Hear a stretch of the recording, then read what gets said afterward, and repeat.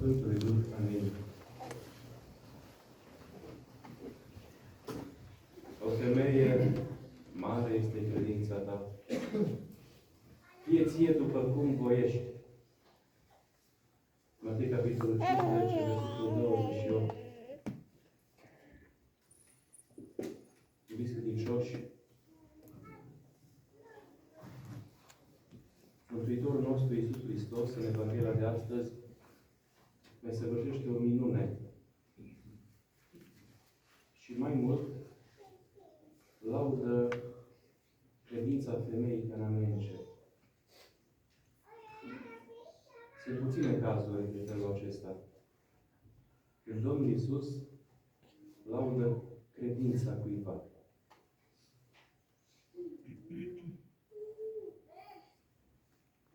Laudă pe sutașul care avea o slugă bolnavă.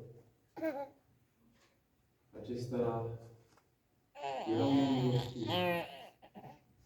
Nici măcar nu era de neam evreu. De ce îi spunea sutaș? Pentru că avea 100 de oameni în subordine. Putem spune că avea, să zicem așa,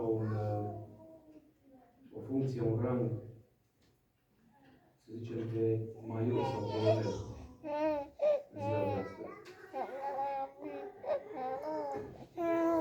Și știm când roagă pentru sluga lui, pe Domnul Iisus, și să îi tămăduiască sluga. Și Domnul zice, o să vin la tine acasă să o tămăduie. Nu veni.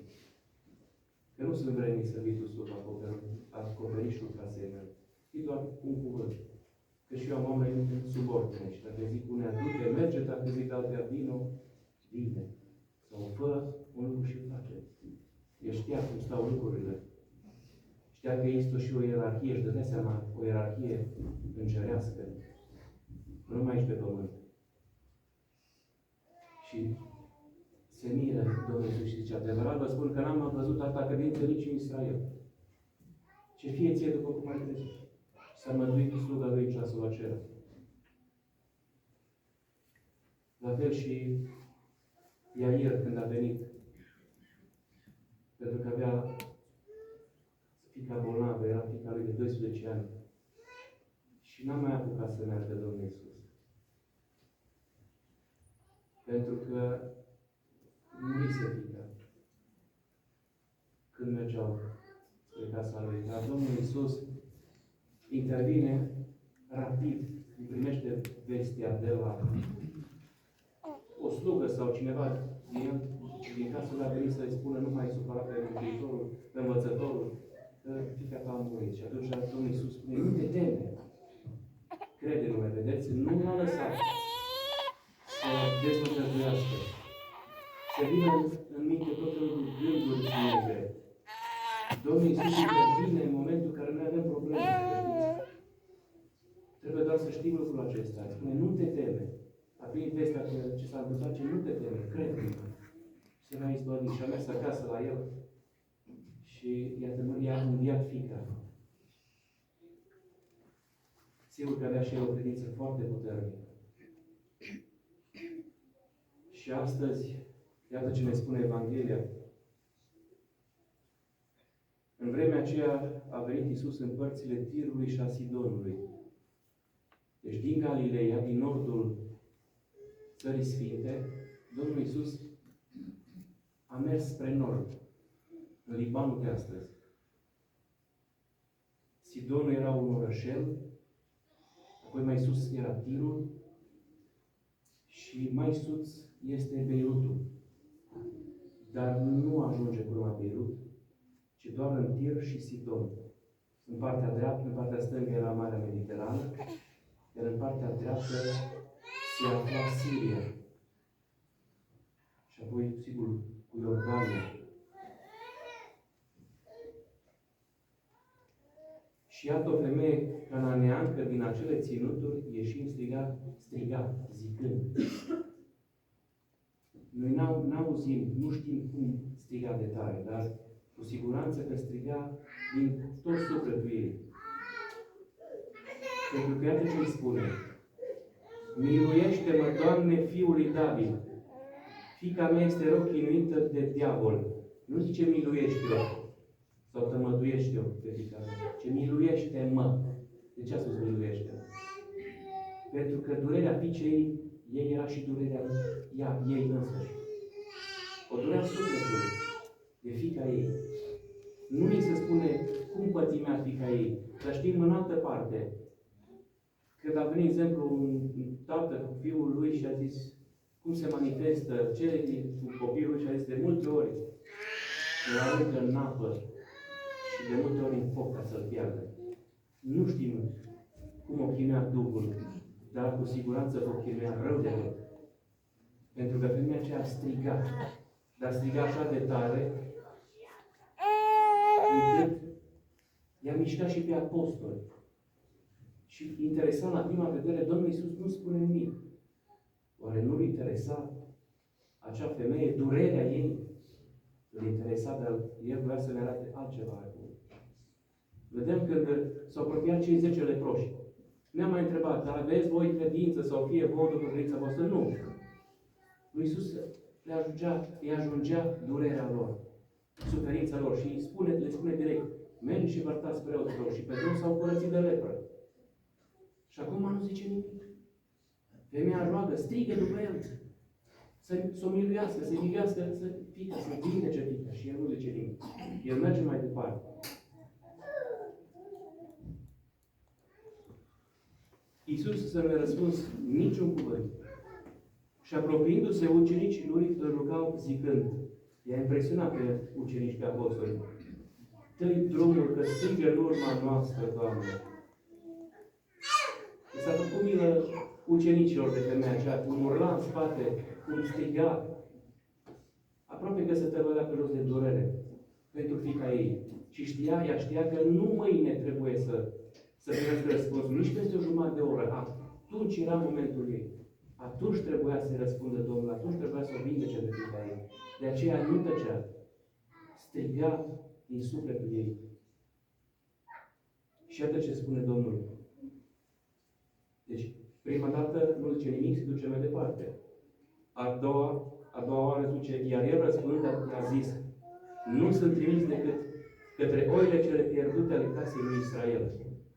Dar el a fost trimis spre oile lui Israel, cele pierdute, la iudei, la evrei. Să le propovădească Evanghelia, să vindece, dar apoi Domnul Iisus se întoarce spre neamuri. Și trimite pe apostoli și dă misiunea aceasta să meargă în toată lumea, să propovădească Evanghelia, să-i boteze pe oameni numele Sfintei Trăimi. Dar el spune că în primul rând a fost trimis către oile cele pierdute ale casei lui Israel. Iar ea venind s-a închinat lui zicând, deci a treia oară, Doamne, ajută-mă! A insistat. De ce a trebuit să insiste de 3 ori? Pentru că și noi de multe ori, vedeți, și noi avem necazuri, și încercări, și probleme. Fie că e bolnav un membru al familiei și ce n-am face noi pentru copiii noștri? Ce a făcut și această femeie cananeancă? A merge până la marginea pământului ca să găsim și să cumpărăm dacă fi medicamentul cel bun pentru copilul nostru. Și apoi ne mai spune Domnul Iisus că noi trebuie să insistăm în rugăciune. Uneori primim, răspunsul imediat. Dacă suntem bolnavi, facem sănătoși. Dacă avem un examen, luăm examenul. Dar sunt anumite lucruri care se primesc mult mai greu. Și acolo trebuie rugăciune mai multă. Trebuie rugăciune poate 1 an, poate 2 ani, poate 10 ani, poate mai mult. De aceea Domnul ne arată că trebuie să insistăm. Să nu ne lăsăm. Noi nu știm cum a intrat Duhul în fata acelei femei. Ce probleme erau acolo? Cum își trăiau ei viața? Familia ei? Nu se spune nimic, dar Domnul cu siguranță știe. Și probabil că trebuia rugăciune mai multă, insistență mai multă. Și noi nu trebuie să abandonăm lupta. Rugăciunea. Rugăciunea ne spală de păcate. Cel mai bine ne spală rugăciunea de păcate. Și trebuie să ne rugăm în fiecare zi. Nu doar un Tatăl nostru dimineața și seara și o născătoare. Este bine, este enorm de puțin.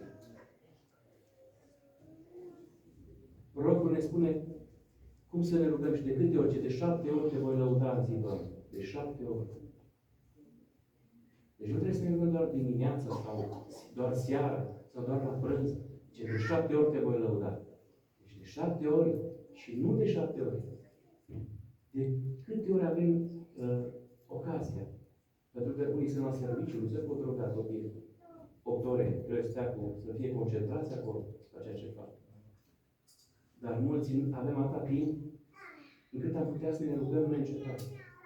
Cum îi se spune de Apostolul Pavel, rugați-vă neîncetat.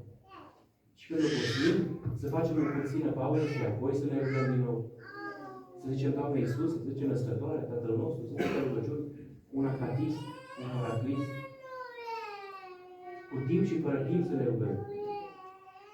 Doar așa putem să primim ceea ce cere noi de la Mântuitorul Iisus Hristos. Deci femeia a zis, Doamne, ajută-mă. Și Domnul i-a răspuns zicând, nu este bine să iei pâinea copiilor. Copiii s-au referit la evrei, la iudei. Nu este bine să iei pâinea, facerea de bine, facerea de bine a iudeilor, a copiilor, și să o arunci câinilor, adică păgânilor. Femeia se supără, culește, pleacă, nu. Nu pleacă. Uite ce face ea. Și ce răspuns dă ea. Dar ea a zis, da, Doamne, dar și câinii, mai bine zis, da, Doamne, sunt un câine. Dar și câinii mănâncă din fărâmiturile ce cad de la masa stăpânilor lor. Deci, să primească și o fărâmitură. Ea se mulțumește cu o fărâmitură mică, dar venită din partea Mântuitorului, era totul. Și iată ce spune Domnul Iisus. Atunci, răspunzând, Iisus i-a zis. Asta a vrut. Aici a vrut să ajungă Domnul Iisus. Nu pentru El. Pentru că El cunoștea inimile tuturor. Dacă a știut că va pătimi și le-a spus ucenicilor, de 3 ori a anunțat că va merge la Ierusalim, că va fi dat în mâinile păcătoșilor, a fariseilor, și îl vor răstigni, vor bate, vor bajocorî și apoi îl vor răstigni. Dar a 3-a zi va învia. Dacă a știut toate lucrurile acestea, știa și ce credință avea femeia, dar El a lăsat-o să insiste pentru noi. El știa ce credință avea. Dar ea este un exemplu pentru noi. Și spune Domnul, o femeie mare este credința ta. Mare. Domnul a fost impresionat. Domnul Iisus a fost impresionat. Mare este credința ta. Și ne spune și nouă că dacă mai avea credință cât un grăunte de muștar, putem muta și munții. Alta credință trebuie să avem doar. Cât un bob mic de muștar. Cea mai mică sămânță, cel mai mic bob. Și putem muta și munții. Și femeia îi spune, mare este credința. Și noi putem să avem credință și încredere. Să știți, nu numai credință. Sunt împreună credința și încrederea. Ca și un copil, când cere ceva de la mamă sau de la tată, poate o vrăjitură sau poate o jucărie, el are încredere că îi va lua jucăria sau că îi va cumpăra o vrăjitură. El are încredere. Și eu trebuie să avem încredere. Am primit și altă dată. Și trebuie să avem credință. Credința vine din auzite. Din studiul Sfintei Scripturi. O femeie mare este credința ta, fie ție după cum voiești.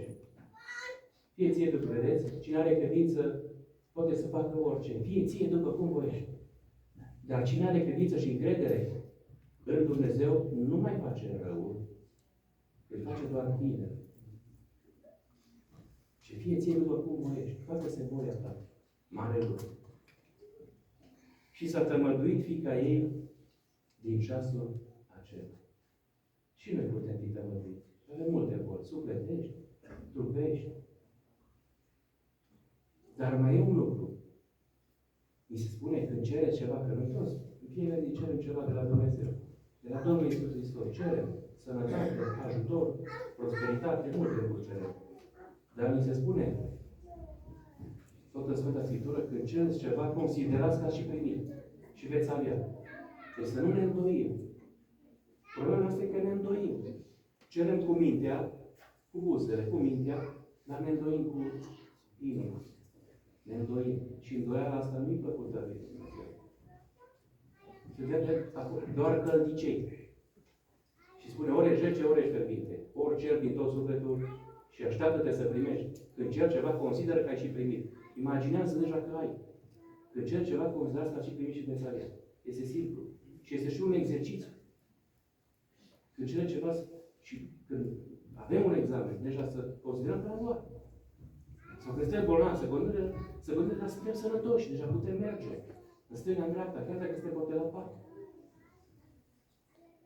Aceea este încredere, credință și încredere. Atunci rugăciunea devine o vală. Când se sincronizează mintea cu inima, da? E posibilă minune. Doar așa. Când se sincronizează mintea cu inima. Și când rugăm pe Hristos cu mintea și cu inima, din tot sufletul, da? Rugăciunea devine o vală. Și are loc, se îndeplinește ceea ce dorim, de aceea rezultă minune. Iubiți credincioși,